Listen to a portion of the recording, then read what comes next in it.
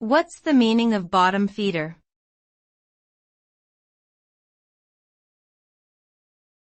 Bottom feeder.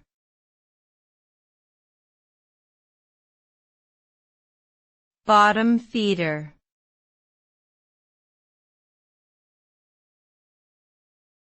Bottom feeder.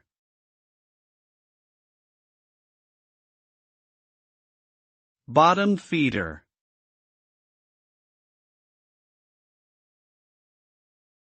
The term bottom feeder is often used to describe a person or organization that engages in opportunistic or unethical behavior, especially in business or finance.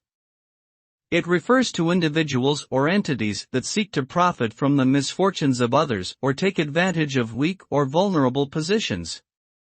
These bottom feeders typically operate with little regard for ethical or moral considerations, and their actions can often be detrimental to the broader economy or society as a whole.